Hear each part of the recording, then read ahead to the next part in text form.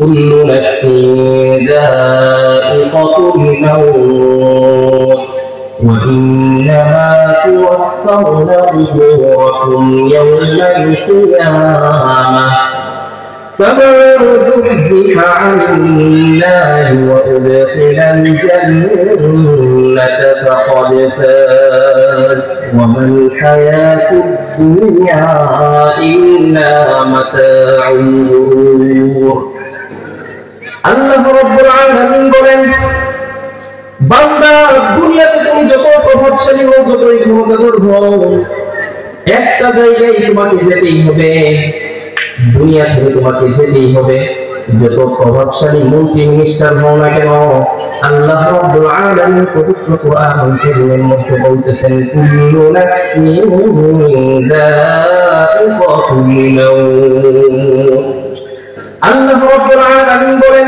দুনিয়ার সমস্ত মাখলুকাতকে সমস্ত প্রাণীকে মৃত্যুর স্বাদ আস্বাদন করতে হবে এই মৃত্যুর স্বাদ আস্বাদন করবে না এমন একটা ব্যক্তি কখনো বলতে পারে না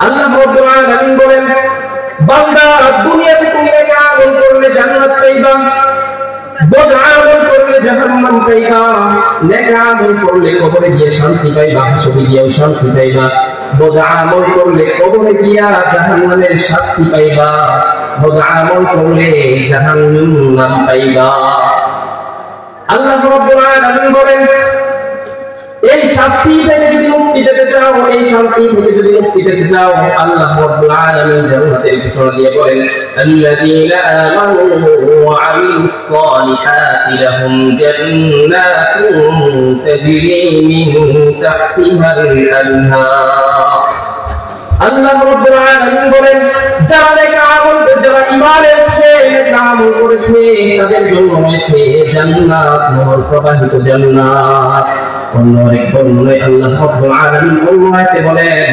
ইন্নাল্লাযীনা আমানু ওয়া আমিলুস সালিহাতি কানাত লাহুম জান্নাতুল ফিরদাউসি নুজুলা আল্লাহ রাব্বুল আলামিন বলেন নিশ্চয় যারা ঈমান এনেছে নেক আমল করেছে তাদের জন্য রয়েছে জান্নাত তাদেরকে আমি মেহমানরা জান্নাতের মেহমান বানাবো আল্লাহ রাব্বুল আলামিন ঘোষণা দিয়েছেন এখন কি আমাদের নেক আমল করতে হবে কিনা বিশ্বনবী জনাব মুহাম্মদুর রাসূলুল্লাহ সাল্লাল্লাহু আলাইহি ওয়াসাল্লাম হাদিসের মধ্যে বলেন দুই ব্যক্তির মৃত্যুর যন্ত্রণা দুই রকম হবে নেককার বান্দার মৃত্যুর যন্ত্রণা হবে এক রকম বদকার বান্দার মৃত্যুর যন্ত্রণা হবে আরেক রকম রাসূলুল্লাহ সাল্লাল্লাহু আলাইহি ওয়াসাল্লাম বলেন নেককার বান্দার মৃত্যুর যন্ত্রণা কেমন হবে আল্লাহ রাসূল বলেন একদম ফেরেশতা সুগ্রামময় কাপড় পরে সুস্থি চেহারায়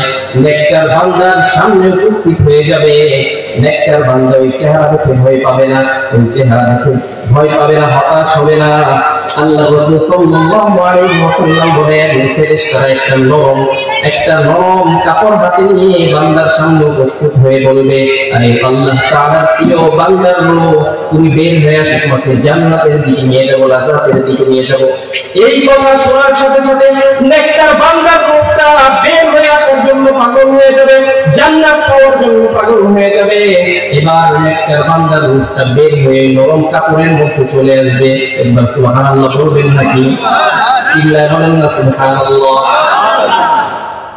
এবার কেন নেককার বান্দার রূহের মৃত্যুর যন্ত্রণা হলো না আল্লাহ রাসূল সাল্লাল্লাহু আলাইহি ওয়াসাল্লাম বলেন প্রত্যেকটা মানুষকে মৃত্যুর যন্ত্রণা ভোগ করতে হবে প্রত্যেকটা মানুষকে মৃত্যুর যন্ত্রণা ভোগ করতে হবে কম এবং বেশি নেককার বান্দার মৃত্যুর যন্ত্রণা হবে কিন্তু নেককার বান্দা আল্লাহ রাসূল সাল্লাল্লাহু আলাইহি ওয়াসাল্লামের জান্নাত আল্লাহ রাসূল সাল্লাল্লাহু আলাইহি ওয়াসাল্লাম জান্নাতের ঘোষণা দিচ্ছেন আল্লাহ রাব্বুল আলামিন পবিত্র কোরআনুল কারীমের মধ্যে জান্নাতের ঘোষণা দিয়ে বলেন ওয়া আবশিরু বিল জান্নাহ আল্লাহ রাব্বুল আলামিন ফেরেশতাদেরকে বলেন যাও যাও আমার বান্দাদেরকে জান্নাতের ঘোষণা দাও এবার ফেরেশতারা এসে জান্নাতের ঘোষণা দেয় আল্লাহ রাব্বুল আলামিন বলেন আমার বান্দা কি জানে কেমন জান্নাত হবে আল্লাহ রাব্বুল আলামিন বলেন আল্লাতী কুনতুম তুআদুন আমি জান্নাতের যে বর্ণনা দিয়েছি, যে জান্নাতের ওয়াদা করেছি, সেই জান্নাত আমি আমার বান্দাদেরকে দিব। সুবহানাল্লাহ।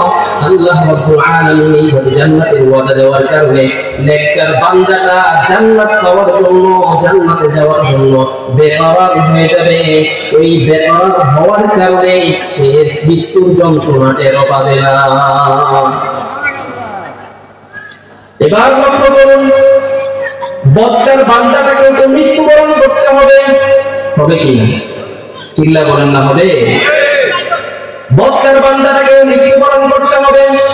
বদকার বান্দাটার মৃত্যুর যন্ত্রণা কেমন বলে লক্ষ্য করুন, দিনের কান লাগায় শুনুন। বদকার বান্দাটার যখন মালাকুল মউত যখন হাজির হয়ে যাবে, মালাকুল মউত এমন সুরত ধরে হাজির হবে, বদকার বান্দার সামনে ভয়ঙ্কর অবস্থায় কুশ্রী চেহারায়, দুর্গন্ধময় কাপড় পরে, ফসফসে চেহারায় একটা ফসফসে কাপড় হাতে নিয়ে বান্দার সামনে হাজির হয়ে বলবে, আরে আল্লাহ রাব্বুল আলামিনের নাফরমান বান্দা, দুনিয়াতে আল্লাহ তাআলার নাফরমানি করছস, দুনিয়াতে আল্লাহ তাআলার হুকুম আহকাম মানুষ নাই, আয় তুই বের হয়ে আয়, তোকে জাহান্নামের দিকে নিয়ে যাব। এই কথা শোনার সাথে এই বদকার বান্দার মুখটা এদিক সেদিক পালায়ন করতে চাইবে, শরীরের বিভিন্ন অঙ্গ প্রত্যঙ্গের মধ্যে পালায়ন করার চেষ্টা করবে, চোখ দুইটা উল্টে যাবে, জিহ্বাটা বের হয়ে যাবে, শরীর এবং পা গুলো খিচাখিচি শুরু করে যাবে। আমরা দুনিয়াতে যখন বিভিন্ন মানুষ যখন মৃত্যুবরণ করে দেখতে পাই কিনা, চোখ দুইটা উল্টে যায়, জিহ্বাটা অনেক সময় বের হয়ে যায়। এরকম আপনারা দেখছেন কিনা? দেখছেন? আল্লাহ রাব্বুল আলামিন নেক বান্দার মৃত্যু আসারের সাথে দিয়ে দিলেন, আর বদকার বান্দার মৃত্যু এবং যন্ত্রণার সাথে দিলেন। বিশ্বনবী জনাবে মুহাম্মদুর রাসূলুল্লাহ সাল্লাল্লাহু আলাইহি ওয়াসাল্লাম বলেন, বদকার বান্দার মৃত্যুর যন্ত্রণা এত কষ্টকর হবে, শীতের মধ্যে যদি কোনো গুষ্ঠ ঢুকানো হয়, এই গুষ্ঠটাকে পুরানোর পরে ওই শীত থেকে যখন জোর করে বের করে আনা হয়, এইরকম কষ্ট হবে বদকার বান্দার মৃত্যুর সময়। শুধু তাই নয়, বদকার বান্দাটাকে যখন মৃত্যুবরণ করবে, আল্লাহ রাসূল সাল্লাল্লাহু আলাইহি ওয়াসাল্লাম বলেন, বদকার বান্দার মৃত্যুর সময় যদি একটা জীবন্ত ছাগলকে যদি ছিলে ফেলা হয়, ওই জীবন্ত ছাগলকে ছিলার পরে যে কষ্ট হবে, বদকার বান্দার মৃত্যুর সময় তার চেয়েও বেশি কষ্ট হবে। একবার জোরে করে নামাজ পড়ুন না, আল্লাহ তাআলা আমাদেরকে ক্ষমা করুন। নাউযুবিল্লাহ বলবেন নাকি? এখন বদকার বান্দা হইতে চান না নেককার বান্দা হইতে চান? বদকার বান্দা হইলে জান্নাতের সুসংবাদ পাইবেন, আর বদকার বান্দা হইলে জান্নাতের সুসংবাদ থেকে দূর হয়ে যাবে। আর যদি নেককার বান্দা হন, আল্লাহ রাব্বুল আলামিন কি বলছেন, আবশিরু বিল জান্নাহ, আমার বান্দার জান্নাতের সুসংবাদ দাও। এবার লক্ষ্য করুন, নেককার বান্দাকে আমরা জানাজা করি, কাফন দাফন করে কবরে রাখি, কাফন দাফন করার পরে যখন কবরে রেখে যখন দেখে চলে আসি, নেককার বান্দার কাছে নেককার বান্দার কাছে মুনকার নাকির ফেরেশতা হাজির হয়ে যায়। হাজির হয়ে প্রশ্ন করে, মা রাব্বুকা ওয়া দীনুকা মা হাদা রাজুলুল লাযী বুইসা ফীকুম, অন্য আরেক বর্ণনায় বলে ওমান নবিয়ুকা।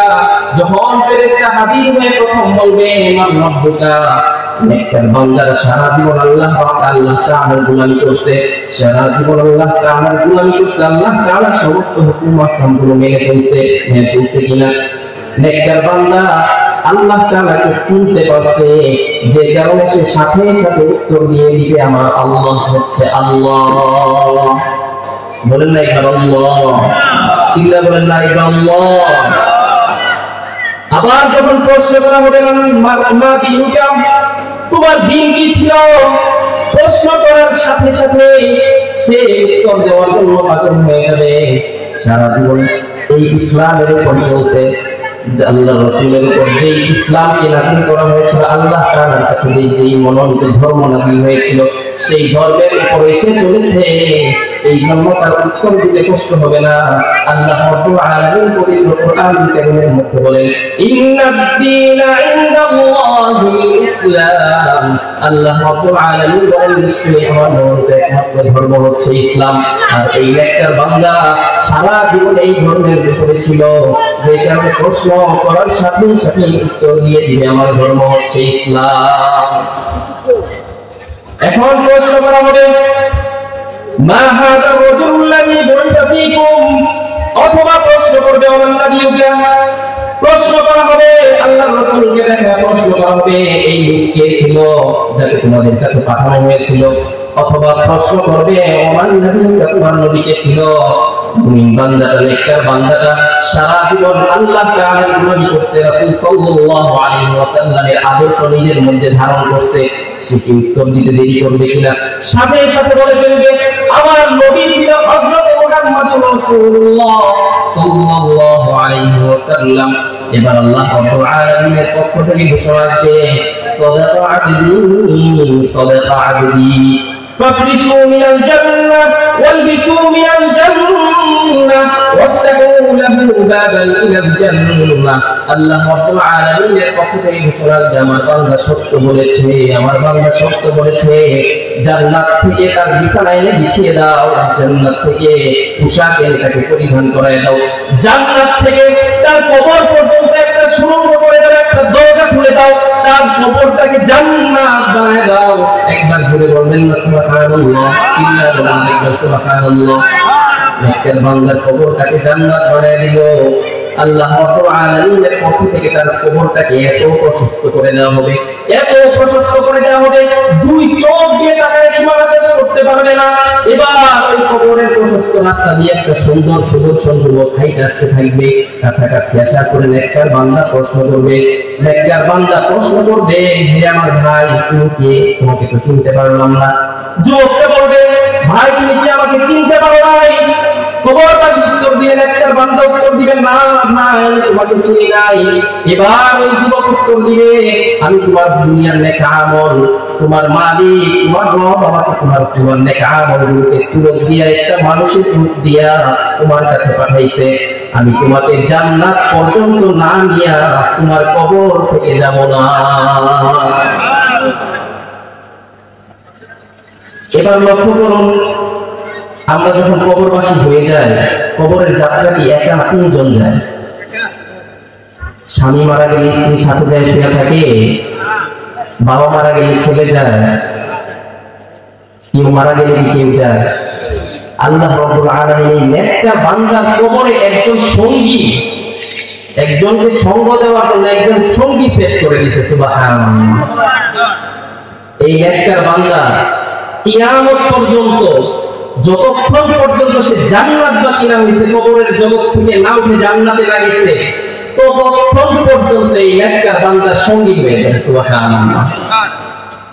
এবার লক্ষ্য করুন, বদকার বান্দাটাকে উপর আমরা জানাজা পড়াই, বদকার বান্দাটাকে উপর আমরা জানাজা পড়াই, কাফন দাফন করে কবরে রাখি। বদকার বান্দাটাকে যখন কবরে রাখা হবে, কিছুক্ষণ পর হাদিসের ভাষায় নির্যোগ্য বিশিষ্ট মুনকার নাকির চলে আসবে, এসে যখন প্রশ্ন করবে মান রব্বুকা, হে আল্লাহর নাফরমান বান্দা তোর রব কে ছিল?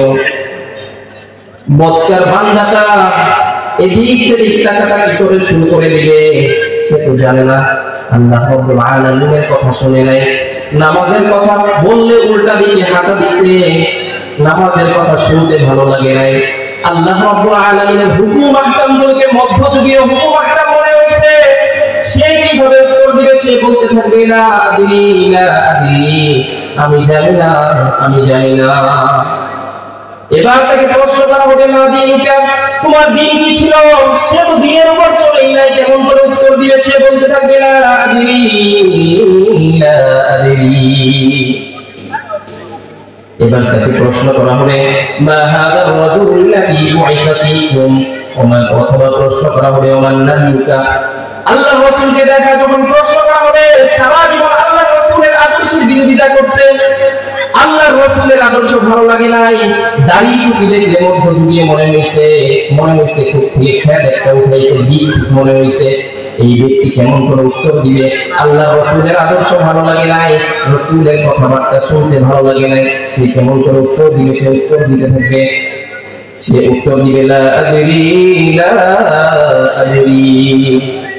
এবার আল্লাহ রাব্বুল আলামিনের পক্ষ থেকে ঘোষণা আসবে কাযাবা আবদি ফাফরিশু মিনান নার ওয়ালবিসু মিনান নার ওয়াফতাহু লাহু বাবান ইলান নার। আল্লাহ রাব্বুল আলামিনের পক্ষ থেকে ঘোষণা আসবে, আমার এই বান্দা মিথ্যা বলেছে, আমার এই বান্দা মিথ্যা বলেছে, তাকে জাহান্নাম থেকে বিছানায় তার কবরে বিছায় দাও, জাহান্নাম থেকে পোশাক তাকে পরিধান করায় দাও, জাহান্নাম থেকে তার কবর পর্যন্ত একটা দরজা খুলে দাও। নাউযুবিল্লাহ। জাহান্নামটাকে যখন দরজা, জাহান্নামের সাথে যখন কবরের দরজা খুলে দিবে, তার কবরটাও জাহান্নামে পরিণত হয়ে যাবে কিনা? পরিণত হবে। এবার আল্লাহ রাব্বুল আলামিন তার কবরে প্রথম শাস্তি দিলেন।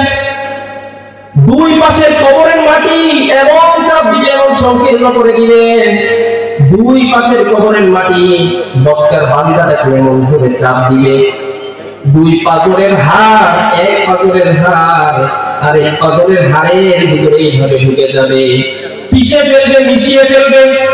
এবার বক্তার বান্দারা চিল্লাইতে থাকবে। আল্লাহর রাসূল সাল্লাল্লাহু আলাইহি ওয়াসাল্লাম বলেন, কবরবাসীর এই অত্যাচার নির্যাতনের শব্দ মানুষ এবং জিন ছাড়া বাকি যত প্রাণী আছে সবাই শুনতে পায়।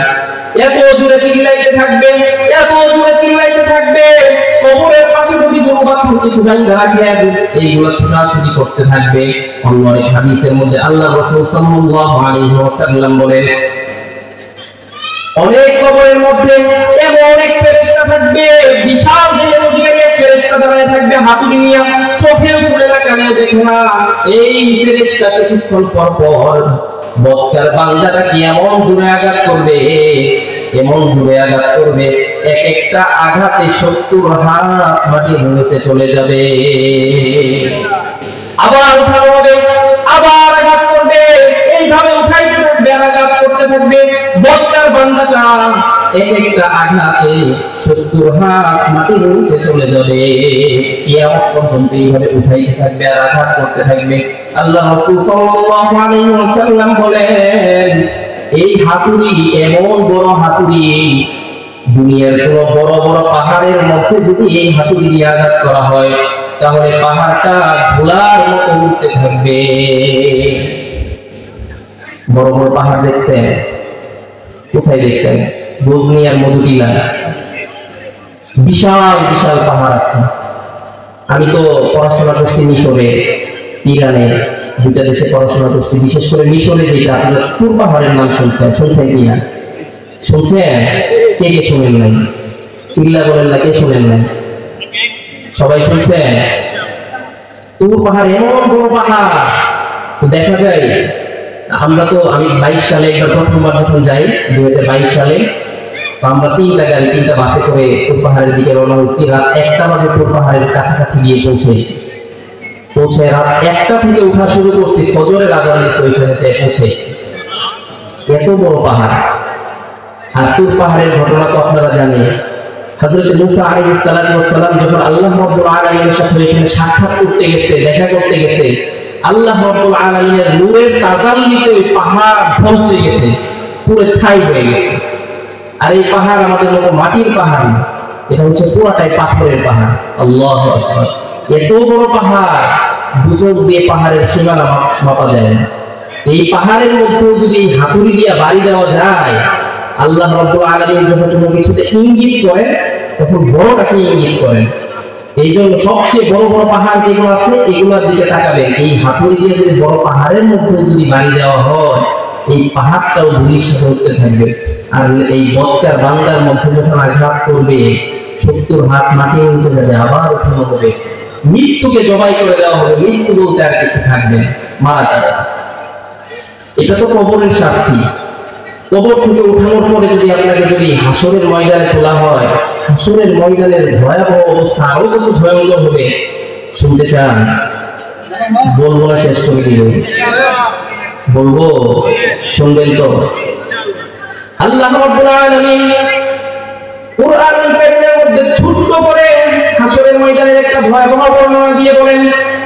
আল্লাহ রাব্বুল আলামিন পবিত্র কুরআনুল কারীমের মধ্যে বলতেছেন, ইয়াউমা ইয়াফিরুল মার'উ মিন আখিহি ওয়া উম্মিহি ওয়া আবিহি ওয়া সাহিবাতিহি ওয়া বানিহি। আল্লাহ রাব্বুল আলামিন বলেন, কিয়ামতের ময়দানে এত ভয়ঙ্কর অবস্থা হবে, এত ভয়ঙ্কর অবস্থা হবে, যেদিন মায়ের পেটের ভাইটা এমন বিপদগ্রস্ত অবস্থায় ফেলে পালায় যাবে, পৃষ্ঠ প্রদর্শন করে পালায় যাবে। দুনিয়াতে কোনো ভাই যদি বিপদে পড়ে, আরেকটা ভাই তাকে বুকে আগলায় রাখে কিনা? রাখে। বুকে আগলায় রাখে।